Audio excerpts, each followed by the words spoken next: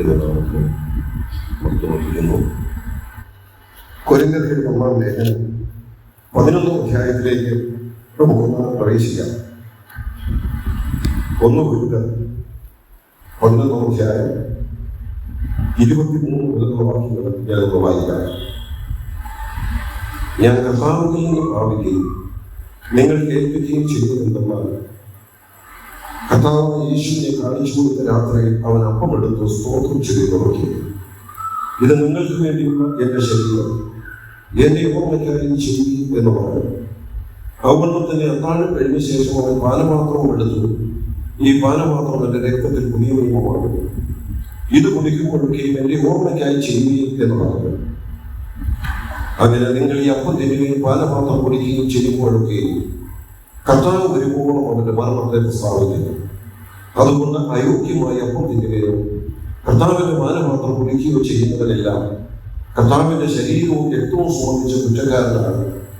മനുഷ്യൻ തന്നെത്താൻ ശോധന ചെയ്തിട്ട് വേണം ഈ അപ്പം തിന്നുകയും പാനപാത്രത്തിൽ നിന്ന് കുടിക്കുകയും ചെയ്യുക. തിന്നുകയും കുടിക്കുകയും ചെയ്യുന്നവൻ ശരീരത്തെ വിവേചിക്കാൻ ഞാൻ തനിക്ക് ശിക്ഷാവിധി തിന്നുകയും കുടിക്കുകയും ചെയ്യുന്നു.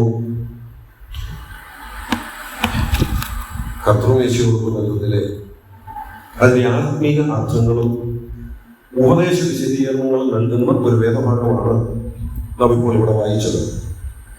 ചില സന്ദർഭങ്ങളിൽ നാം ഇത് കർത്തൃമേശയ്ക്ക് മുമ്പ് വായിക്കും, ചില സഭകളിൽ ഇത് നിരന്തരമായി കർത്തൃമേശയ്ക്ക് മുമ്പ് ഒന്നെടുത്ത് വായിച്ചിട്ടാണ് ആ കർത്തൃമേശയുടെ ശുശ്രൂഷയിലേക്ക് പ്രവേശിക്കുന്നത്.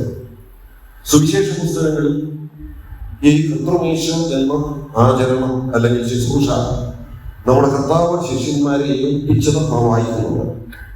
എന്നാൽ സുവിശേഷ പുസ്തകങ്ങൾ കഴിഞ്ഞാൽ ആ ശുശ്രൂഷയുടെ, പ്രത്യേകിച്ച് ലേഖനങ്ങളിൽ ആ ശുശ്രൂഷയുടെ പ്രാധാന്യം വ്യക്തമാക്കുന്ന, ആ ശുശ്രൂഷയുടെ ആത്മീക അർത്ഥം വ്യക്തമാക്കുന്ന ഏക വേദഭാഗമാണ്. ലേഖനങ്ങളിൽ നമുക്ക് കാണാൻ കഴിയുന്ന ഏക വേദഭാഗമാണ് കൊരിന്ത്യർക്ക് എഴുതിയ 1-ാം ലേഖനം 11-ാം അധ്യായത്തിൽ നമ്മൾ വായിക്കുന്നത്. ഈ കർത്തൃമേശ എന്ന വിഷയം സംബന്ധിച്ച് അതിന്റെ പൂർണ്ണമായ ഒരു വിശദീകരണത്തിനോ ഒരു പഠനത്തിനോ അല്ല നമ്മുടെ മുൻപിലുള്ള പരിമിത സമയം കൊണ്ട് ഞാൻ ശ്രമിക്കുന്നത്. എന്നാൽ ഈ വേദഭാഗത്ത് നിന്ന് വളരെ അത്യാവശ്യമായി ഈ ദിവസങ്ങളിൽ എൻ്റെ മനസ്സിലേക്ക് വന്ന ചില ചിന്തകൾ മാത്രമാണ് ഓർപ്പിക്കുന്നത്. ഇവിടെ ഈ വേദഭാഗം നമ്മൾ വായിച്ചാൽ 3 നിലകളിൽ ഈ വിഷയത്തെ കുറിച്ച് ഇവിടെ വിശദീകരിച്ചിട്ടുണ്ട്. ഒന്ന്, ഇത് എവിടെ നിന്നാണ് കിട്ടിയത്, ഇതിന്റെ തുടക്കം എവിടാണ്, the origin of Lord's Supper, കർത്തൃമേശയുടെ ആ ഒറിജിൻ, അതിന്റെ ആരംഭം എവിടാണ്, അതിന്റെ തുടക്കം എവിടുന്നാണ് എന്നുള്ളത് അവിടെ പറഞ്ഞിട്ടുണ്ട്. രണ്ടാമത്, ഇതിന്റെ പർപ്പസ് എന്താ, അല്ലെ ഇതിന്റെ സ്പിരിച്വൽ മീനിങ് എന്താ എന്നുള്ളത് ഈ വേദഭാഗത്ത് പറഞ്ഞിട്ടുണ്ട്. മൂന്നാമത്, ഇതിൽ പങ്കെടുക്കുന്നവരെങ്ങനായിരിക്കണം. ഇങ്ങനെ 3 കാര്യങ്ങളാണ് ഈ വേദഭാഗത്ത് ഈ വിഷയം സംബന്ധിച്ച് പറഞ്ഞിട്ടുള്ളത്. അതിലൊന്നാമത്തേത്, ഇതിന്റെ തുടക്കം എവിടാണെന്ന് പറയുമ്പോൾ വായിച്ച 23-ാമത്തെ വാക്യത്തിൽ പൗലോസ് പറയുന്നുണ്ട്, ഞാൻ ഇത് എവിടെ നിന്ന് പ്രാപിച്ചതാണ്, ഞാൻ കർത്താവിങ്കൽ നിന്ന് പ്രാപിക്കുകയും നിങ്ങൾക്ക് ഏൽപ്പിക്കുകയും ചെയ്തത്. അപ്പോൾ പൗലോസ് അപ്പോസ്തലൻ ഈ ശുശ്രൂഷയെ കുറിച്ച് പറയുമ്പോൾ പറയുന്നത്, ഇത് എവിടെ നിന്ന് കിട്ടിയ ശുശ്രൂഷയാണ്, കർത്താവിങ്കൽ നിന്ന് കിട്ടിയ ശുശ്രൂഷയാണ്. നമുക്കറിയാം, ദൈവസഭയോട് ബന്ധപ്പെട്ടുള്ള അടിസ്ഥാന ഉപദേശങ്ങളിൽ ഒന്ന് തന്നെയാണ് കർത്തൃമേശ എന്ന് പറയുന്നത്. ഈ സഭയോട് ബന്ധപ്പെട്ട് നൽകപ്പെട്ടിട്ടുള്ള അടിസ്ഥാന ഉപദേശങ്ങൾ മിക്കതും നമ്മൾ എടുത്തു നോക്കിയാൽ അതിന്റെ തുടക്കം എവിടുന്ന് തന്നെയാണ്, കർത്താവിൽ നിന്ന് തന്നെയാണ്. ഇപ്പൊ രക്ഷ എന്ന വിഷയത്തെ ആദ്യം, അല്ലെങ്കിൽ സുവിശേഷം വിശ്വസിച്ച് രക്ഷിക്കപ്പെടണമെന്ന് ആദ്യം പ്രസംഗിച്ചതാരാണ്? കർത്താവ് തന്നെ. മർക്കോസിന്റെ സുവിശേഷം 1-ാം അധ്യായത്തിന്റെ 18-ാമത്തെ വാക്യത്തിലേക്ക് വരുമ്പോൾ നമ്മൾ ഇങ്ങനെ വായിക്കുന്നുണ്ട്, കാലം തികഞ്ഞു, ദൈവരാജ്യം സമീപിച്ചിരിക്കാൻ മാനസാന്തരപ്പെട്ട് സുവിശേഷത്തിൽ വിശ്വസിപ്പീ. അപ്പൊ മാനസാന്തരപ്പെട്ട പോരാ, മാനസാന്തരപ്പെട്ട് സുവിശേഷം വിശ്വസിക്കണമെന്ന്. കാരണം അതിനു മുമ്പ് മാനസാന്തരപ്പെടണമെന്ന് യോഹന്നാൻ സ്നാപകൻ വന്ന് പ്രസംഗിച്ചു. പക്ഷേ കർത്താവ് വന്ന് പ്രസംഗിച്ചു, മാനസാന്തരം പോരാ, സുവിശേഷം വിശ്വസിക്കണം. അവ സുവിശേഷം വിശ്വസിച്ച് രക്ഷിക്കപ്പെടണമെന്നുള്ള ആ പ്രസംഗം എവിടുന്ന് തുടങ്ങിയതാണ്? കർത്താവിൽ നിന്നും. എബ്രായ ലേഖനം 2-ാം അധ്യായത്തിലേക്ക് വരുമ്പോൾ അത് അങ്ങനെ തന്നെ എടുത്തു പറയുന്നുണ്ട്. 2-ാം അധ്യായത്തിൽ ഈ രക്ഷയെക്കുറിച്ച് പറയുമ്പോൾ ഒരു വാക്ക് ഉപയോഗിച്ചിട്ടുണ്ട്. 2-ാം അധ്യായത്തിന്റെ 4-ാം വാക്യം, ഇത്ര വലിയ രക്ഷ നാം ഗണ്യമാക്കാതെ പോയാൽ എങ്ങനെ തെറ്റിയൊഴിയും. അപ്പൊ രക്ഷയെക്കുറിച്ച് അവിടെ വിശേഷിപ്പിച്ചിരിക്കുന്നത് ഇത്ര വലിയ രക്ഷ എന്നാ. ആ രക്ഷ എന്തുകൊണ്ട് ഇത്ര വലുതായിരിക്കുന്നു എന്ന് പറയാൻ ചില കാരണങ്ങൾ ആ 2-ാം അധ്യായത്തിൽ പറയുമ്പോൾ അതിന്റെ 3-ാം വാക്യം പറയുന്നത് ശ്രദ്ധിച്ച്, കർത്താവ് താൻ പറഞ്ഞു തുടങ്ങിയതും ദൈവം അത്ഭുതങ്ങളാലും അടയാളങ്ങളാലും വിവിധ വീര്യപ്രവൃത്തികളാലും തന്റെ ഇഷ്ടപ്രകാരം പരിശുദ്ധാത്മാവിനെ നൽകിക്കൊണ്ടും സാക്ഷി നിന്നതും കേട്ടവർ നമുക്ക് ഉറപ്പിച്ചു തന്നതുമായ ഇത്ര വലിയ രക്ഷ. അപ്പൊ ആ വാക്യത്തിൽ അത് പറഞ്ഞു, ഇതാര് പറഞ്ഞു തുടങ്ങിയതാണ്? ഇത് കർത്താവ് പറഞ്ഞു തുടങ്ങിയതും. അപ്പം രക്ഷിക്കപ്പെടുക, രക്ഷ, സുവിശേഷം വിശ്വസിക്കുക എന്നുള്ള ദൈവസഭയുടെ അടിസ്ഥാന ഉപദേശങ്ങളിൽ ഏറ്റവും ഫണ്ടമെന്റൽ ആയിട്ടുള്ള, ഏറ്റവും അടിസ്ഥാനപരമായിട്ടുള്ള വിഷയം ആര് തുടങ്ങിയതാണ്? ഇന്ന് നമ്മളൊക്കെ പ്രസംഗിക്കുന്നു. ചില നാളുകൾ കഴിഞ്ഞ് പത്രോസ് നിന്ന് പ്രസംഗിച്ചു. നൂറ്റാണ്ടുകളായിട്ട് ദൈവദാസന്മാര് പ്രസംഗിക്കുന്നു. ഞാനത് പറയുമ്പോൾ ഇങ്ങനെ പറയും, ഈ പ്രസംഗം അങ്ങോട്ട് പ്രസംഗിച്ച് ഉദ്ഘാടനം ചെയ്തു വിട്ടതാണ് കർത്താവ് തന്നെയാണ്. കർത്താവ് ഉദ്ഘാടനം ചെയ്തു, അപ്പോസ്തലന്മാരെ പ്രസംഗിച്ചു. നൂറ്റാണ്ടുകൾ കഴിഞ്ഞ് നമ്മളും രക്ഷിക്കപ്പെടണമെങ്കിൽ ഇതേ ഉള്ളൂ എന്ന് പ്രസംഗിക്കുക. അങ്ങനെ തന്നെ തുടങ്ങി വെച്ചതാണ്. അപ്പൊ കർത്താവ് പറഞ്ഞു തുടങ്ങി. ഇനി അടുത്ത വിഷയം എടുത്ത്, സ്നാനം. ഇത് ആര് പറഞ്ഞതാണ്? കർത്താവ് പറഞ്ഞതാ.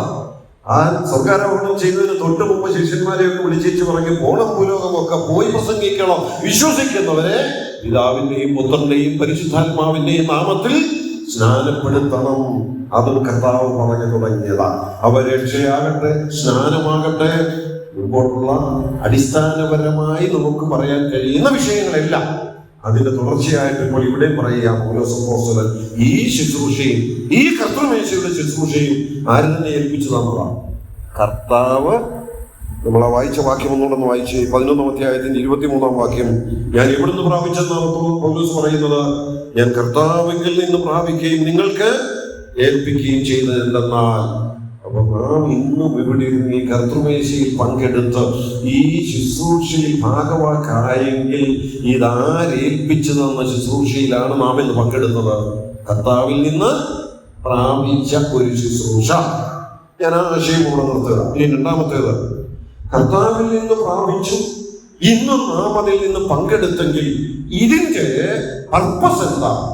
ഇതിന്റെ ഉദ്ദേശം എന്താ? അല്ലെങ്കിൽ ഇതുകൊണ്ട് സാധിക്കുന്നത് എന്താ? ഞാൻ വേറെ നില പറയട്ടെ. What is the spiritual meaning of the Lord's supper? ഈ ലോർഡ്സ് സപ്പറിന്റെ, ഇതിൽ അപ്പത്തിൽ നിന്നും പാനപാത്രത്തിൽ നിന്നും പങ്കെടുക്കുന്നതിന്റെ ആത്മീയ അർത്ഥം എന്താ? ഇതിനൊരു ആത്മീയ അർത്ഥം ഉള്ളത് കൊണ്ടാണ് നമ്മൾ ഇതിൽ നിന്ന് പങ്കെടുക്കുന്നത്, അല്ലേ? ഒരാത്മീയ അർത്ഥം ഇല്ലാത്തതാണെങ്കിൽ എല്ലാ ഞായറാഴ്ചയും കൂടി വന്ന് ഒരപ്പനുള്ള ഒരല്പം വീഞ്ഞം കഴിക്കുന്നതിന് എന്താ പ്രാധാന്യം? അതിനൊരു പ്രാധാന്യവുമില്ല. അത് വെറും ഒരു ചടങ്ങ്, അത് വെറും ഒരു മത ആചാരം പോലൊരു ആചാരം. എന്നാൽ അങ്ങനെ ഒരു ആചാരമായിട്ടല്ല, ഒരളവിൽ ആ വാക്ക് ഉപയോഗിക്കുന്നതിൽ തെറ്റില്ല. തുടർച്ചയായി ചെയ്തു പോരുന്നതിനെ നമുക്ക് എന്ത് പറയാം? ആചാരം എന്ന് പറയാം.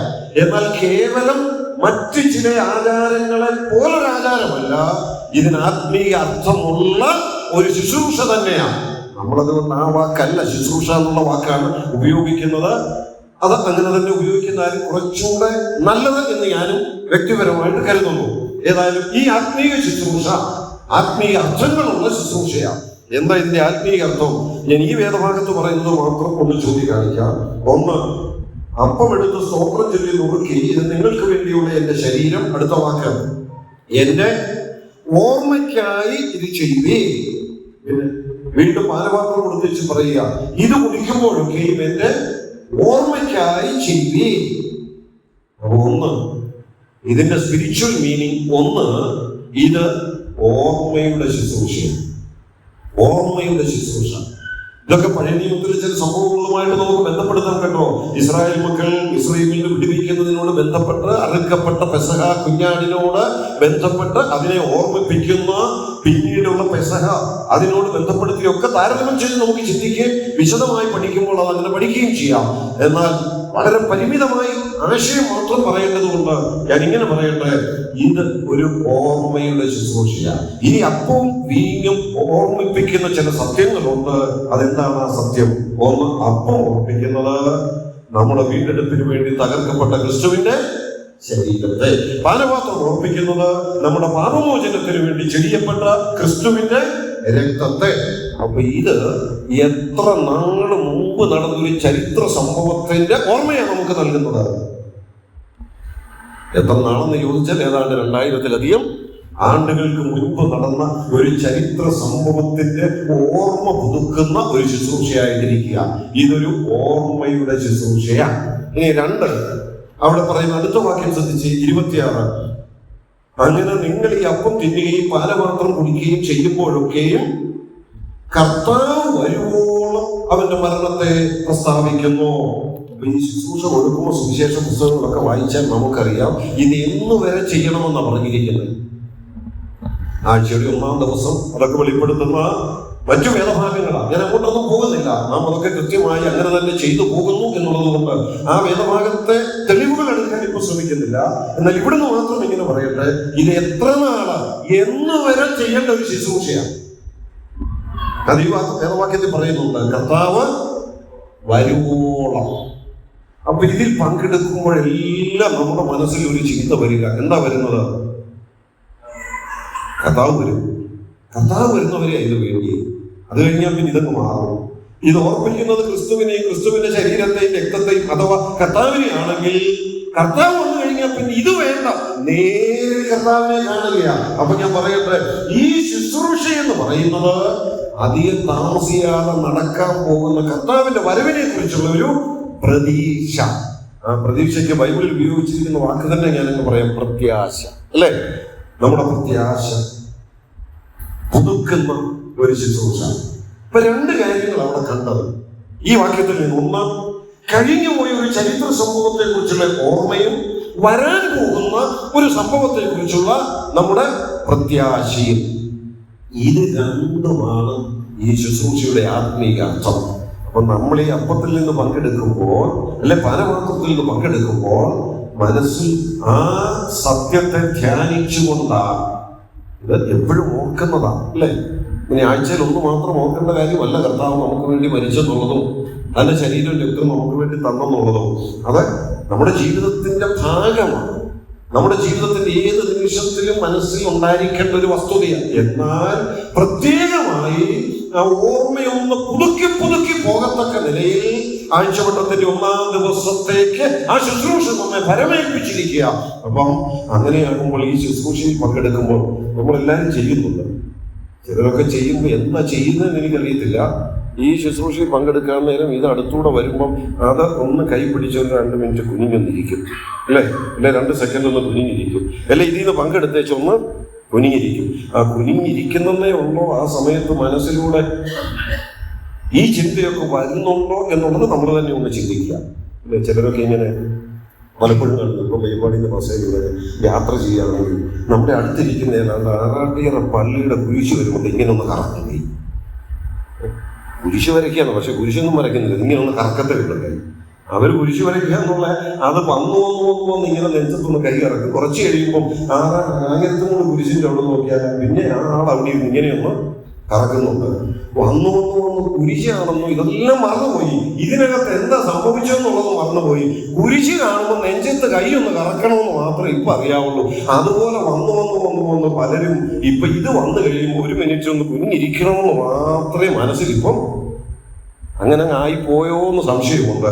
പ്രിയപ്പെട്ടവരെ, അല്ല കേട്ടോ, ഈ ശുശ്രൂഷയിൽ നാം പങ്കെടുക്കുമ്പോൾ വാസ്തവമായി ഞാൻ ഇങ്ങനെ പറയുക, മറ്റെല്ലാം മറന്ന് നമ്മുടെ രക്ഷയ്ക്ക് വേണ്ടി അന്ന് നടന്ന ആ മരണത്തെയും അപ്പത്തെയും അന്ന് നടന്ന ആ ശരീരത്തിന്റെ തകർച്ചയെയും ചെറിയപ്പെട്ട രക്തത്തിന്റെയും ഓർമ്മ കൊണ്ട് ഹൃദയം നിറയുന്ന ഒരനുഭവം നമുക്കുണ്ടാകണം. അങ്ങനെ വരുമ്പോൾ നമ്മുടെ ജീവിതത്തിന്റെ മറ്റു 6 ദിവസങ്ങളിലും ഓർക്കുന്ന ആ വസ്തുതയെ ഒന്നുകൂടെ പുതുക്കി നമുക്ക് മുൻപോട്ട് പോകുക ഒരവസരം കൂടെ ലഭിക്കുന്ന ശുശ്രൂഷയാണ്.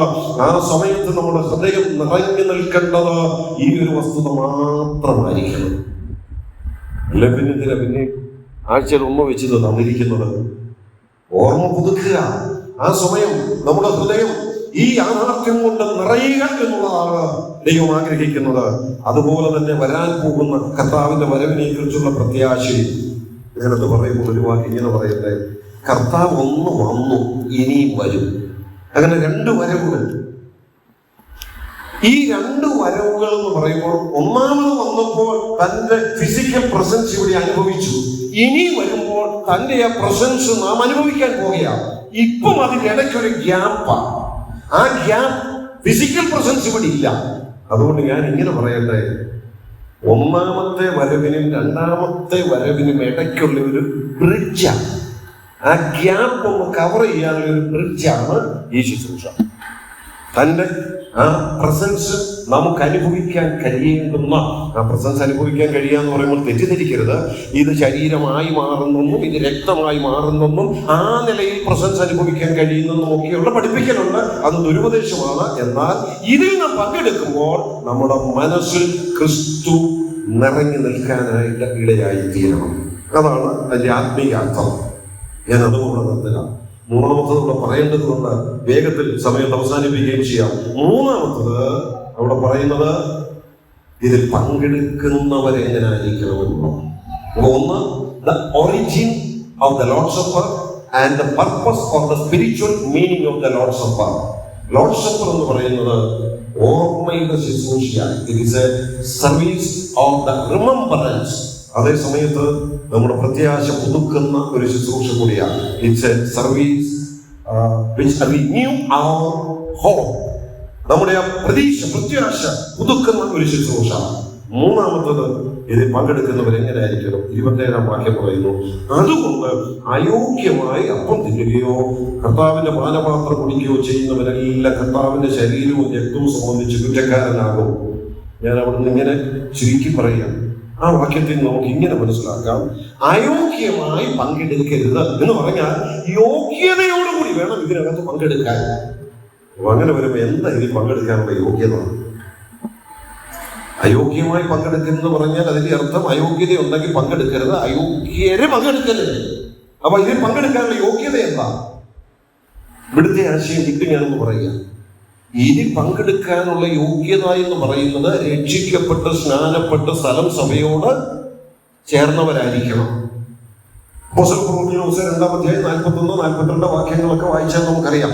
രക്ഷിക്കപ്പെട്ട് സ്നാനപ്പെട്ട് സ്ഥലം സഭയോട് ചേർന്ന 42-ാം വാക്യം പറയുന്നു, അവർ അപ്പോസ്തലന്മാരുടെ ഉപദേശം കേട്ടും കൂട്ടായ്മ ആചരിച്ചും അപ്പം നുറുക്കിയും പ്രാർത്ഥന കഴിച്ചും പോന്നു.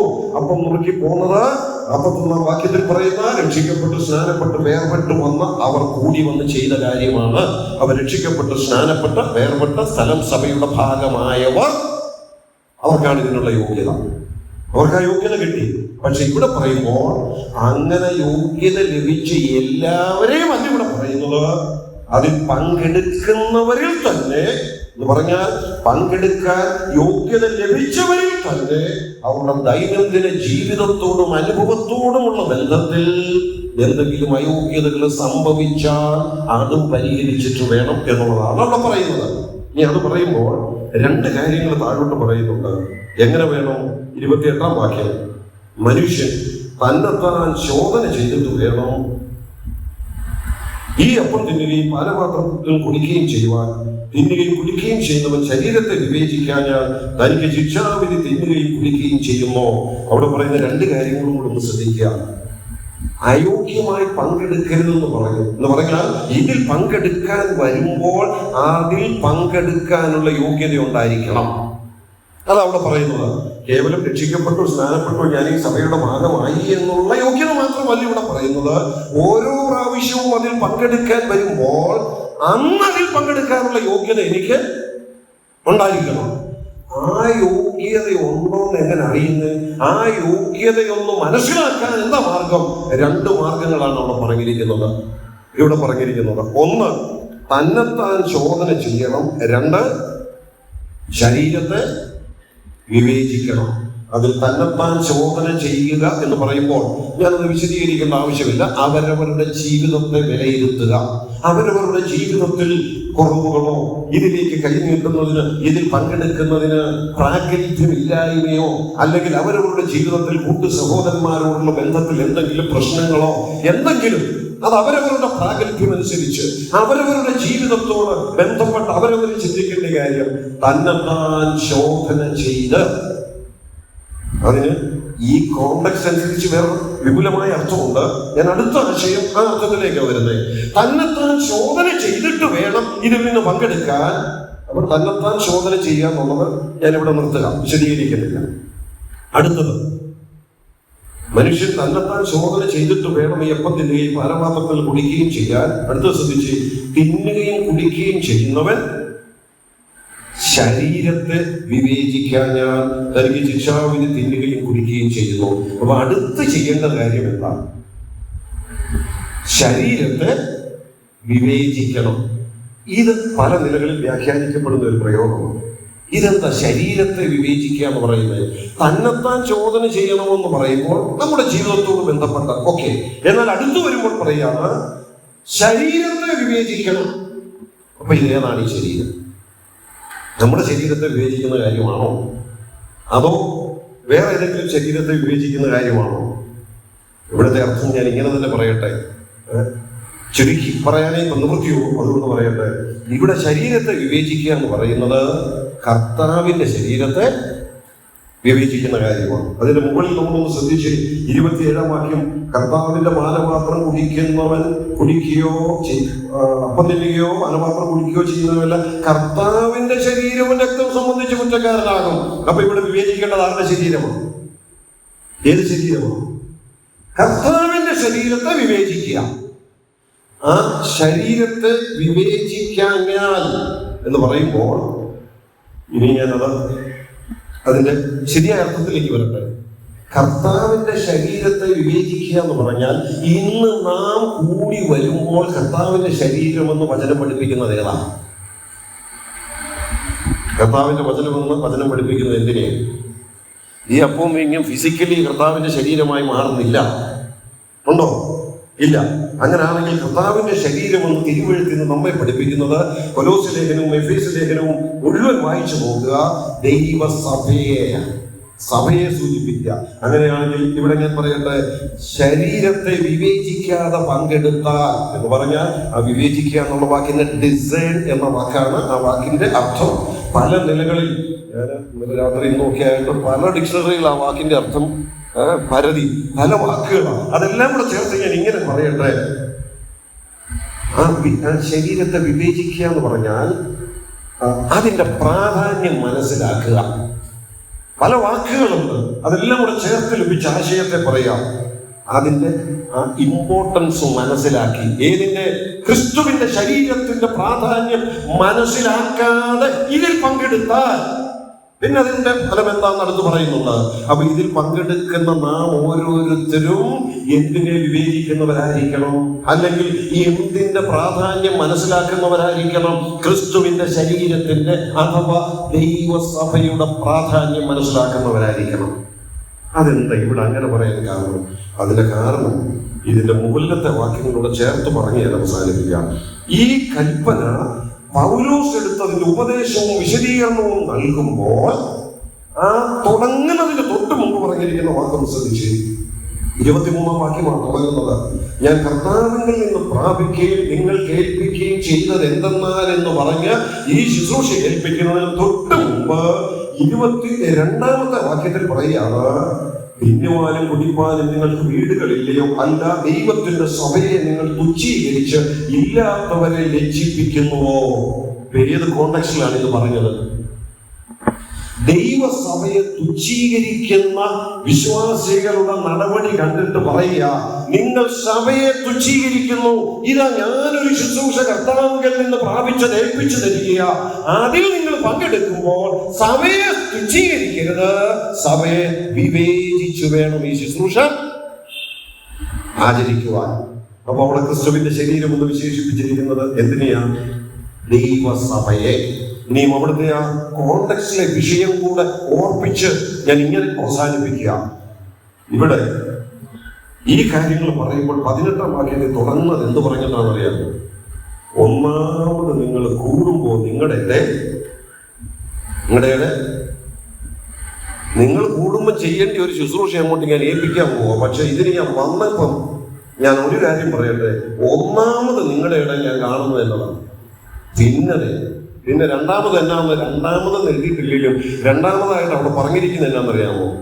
നിങ്ങൾ ഭക്ഷണമൊക്കെ കൊണ്ടുവരുന്നുണ്ട്, കഴിക്കുന്നുണ്ട്, ചിലർ കൊണ്ടുവരും, ചിലർ കഴിക്കാതെ ഇരിക്കും എന്ന് പറഞ്ഞാൽ എല്ലാവരും സ്വാർത്ഥര. അന്യോന്യം ഒരു കരുതലുമില്ല, അന്യോന്യം ഒരു യൂണിറ്റി ഇല്ല. ഈ കോണ്ടക്സ്റ്റിലാണ് പറഞ്ഞത് നിങ്ങൾ സഭയെ തുച്ഛീകരിക്കുക എന്ന് പറഞ്ഞാൽ. ഈ ഭാഗത്ത് പറയുന്നു നിങ്ങളുടെ ഇടയിൽ യൂണിറ്റി ഇല്ല, നിങ്ങൾ അന്യോന്യം കരുതുന്നില്ല, നിങ്ങൾ സ്വാർത്ഥത അന്വേഷിച്ചു പോകുന്നു. അങ്ങനെ നിങ്ങൾ കൂടി വരുന്നുവെങ്കിൽ, അല്ലയോ സഹോദരങ്ങളെ, നിങ്ങൾ സഭയെ തുച്ഛീകരിക്കുക, സഭയെ വിവേചിച്ച് അതിന്റെ പ്രാധാന്യം മനസ്സിലാക്കി വേണം ഈ ശുശ്രൂഷയിലേക്ക് പങ്കെടുക്കുവാൻ. അപ്പോൾ ഈ ശുശ്രൂഷയിൽ പങ്കെടുക്കുന്നത് ആരായിരിക്കണമെന്ന് ഈ വേദഭാഗം പറയുന്ന ഏറ്റവും പ്രധാനപ്പെട്ട ആശയം ഒന്നുകൂടെ ആവർത്തിച്ച് ഞാൻ അവസാനിപ്പിക്കട്ടെ. ദൈവസഭയെ വിവേചിച്ച് അതിന്റെ പ്രാധാന്യം മനസ്സിലാക്കി വേണം ഇതിൽ പങ്കെടുക്കുവാൻ. ദൈവസഭയുടെ പ്രാധാന്യം മനസ്സിലാക്കുക എന്ന് പറഞ്ഞാൽ ഐക്യതയില്ലാതെ സഭയെ തുച്ഛീകരിക്കുകയോ, മറ്റുള്ളവരോട് കരുതലില്ലാതെ സഭയെ തുച്ഛീകരിക്കുകയോ, സ്വാർത്ഥതയിൽ മാത്രം നീങ്ങി സഭയെ തുച്ഛീകരിക്കുകയോ ചെയ്യുന്നവർ ഇതിൽ പങ്കെടുത്താൽ അയോഗ്യമായി പങ്കെടുക്കുകയാണ്. അതുകൊണ്ട് ആ അയോഗ്യതയിൽ പങ്കെടുക്കാതെ സഭയെ, ക്രിസ്തുവിന്റെ ശരീരത്തെ വിവേചിച്ച് അതിന്റെ പ്രാധാന്യം മനസ്സിലാക്കി വേണം ഇതിൽ പങ്കെടുക്കാൻ എന്നുള്ള ഒരു നിർദ്ദേശം കൂടെയാണ് പൗലോസ് ആ ശുശ്രൂഷയിലൂടെ നൽകുന്നത്. എത്ര ഗൗരവമേറിയ ഒരു ശുശ്രൂഷ അല്ലേ? നമ്മൾ സാധാരണ ചിന്തിക്കുന്ന എന്റെ ഭാഗത്ത് എന്തെങ്കിലും ഗുരുതരമായ പാപം സംഭവിച്ചിട്ടുണ്ടെങ്കിൽ രണ്ടുപേര് തമ്മിൽ ഭയങ്കര വഴക്കുണ്ടായി എല്ലാവരും ഒക്കെ അറിഞ്ഞില്ല കുഴപ്പമില്ല, അറിഞ്ഞിട്ടുണ്ടെങ്കിൽ ഞാൻ അതിൽ നിന്ന് മാറി നിൽക്കണം. അല്ല പ്രിയപ്പെട്ടവരെ, ഇവിടെ പറയുന്നത് എന്താണെന്നറിയാമോ? സഭയിലെ ഐക്യതയ്ക്ക് ഞാനൊരു തടസ്സമാകുന്നുവെങ്കിൽ, മറ്റുള്ളവരുടെ കരുതി അവരെയും കൂടെ ആ നിലയിൽ കാണുന്നതിൽ ഞാൻ സ്വാർത്ഥനായിരിക്കുന്നുവെങ്കിൽ ഇതെല്ലാം അയോഗ്യതയായിട്ടാണ് ഇവിടെ പറയുന്നത്.